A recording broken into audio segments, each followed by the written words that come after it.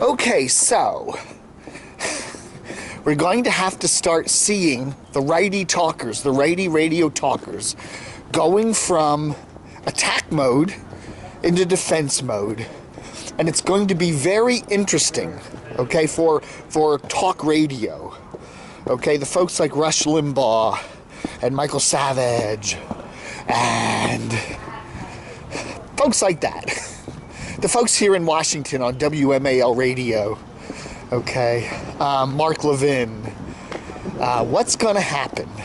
How are they going to handle it? You know, one of the blessings for folks like Limbaugh is that, you know, is Obama having 2 terms, because they have had 8 years of the ability to be in attack mode, and they do attack mode very well.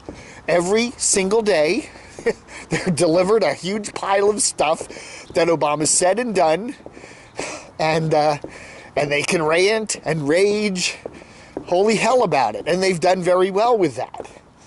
You know, and I do dare say they've been to some degree effective. You know, when you look at what Obama's done, he's definitely made some moves, but a lot of them are going to get undone, and a lot of them weren't terribly lasting. Or who knows.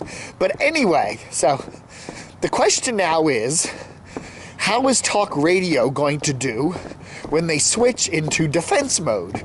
Because now, you know, we're going to get the daily drumbeat from the Trump people and what Trump's doing and his appointees and all that other stuff. You know, whatever you do in government, whatever you do in the federal government, it's always open to attack from both sides. I mean, I've heard a lot of liberals complaining about Obama, that he hasn't done enough. You know, a lot of liberals were complaining about Hillary, that she wasn't liberal enough. Da-da-da-da-da. And you hear a lot of Republicans that are probably going to be complaining about Trump, that whatever, for whatever reason. So that's all there. But I find it's harder to be on defense than it is on offense. It's just harder. Now we're going to have Limbaugh on a day-to-day basis defending somebody rather than attacking. You know, now a lot of these Republicans, a lot of these conservative talkers still find it difficult to get out of attack mode. I find a lot of them still are attacking Hillary on a daily basis. We're already late January. It's 2+ months since she lost the election. She conceded. You know, it's time to move on. Here she's probably out of politics.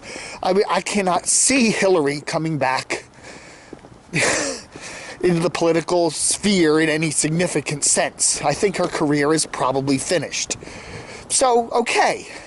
But why then do we still get the daily drumbeat of attacks on Hillary like she's still running? You know, I mean, you would think, move on. She's old news. She's the past. But no, we still hear Chris Plant and Rush Limbaugh and whoever else. They're still talking about Hillary like she's still in the race. I still see some of my conservative Facebook friends posting stuff about Hillary. You know, it's like they can't get it through their thick skulls that they're out of attack mode now and they're into defense mode. Go into defense mode. Now they got to defend Donald and Trump. They have to defend Donald Trump. And I don't think that's going to be as good for folks like Limbaugh and Savage and Mark Levin and whoever else. It's not as much fun, and it's not going to be as lucrative. You know, Limbaugh's radio ratings are not the highest they've ever been. In fact, he's lost a number of key stations.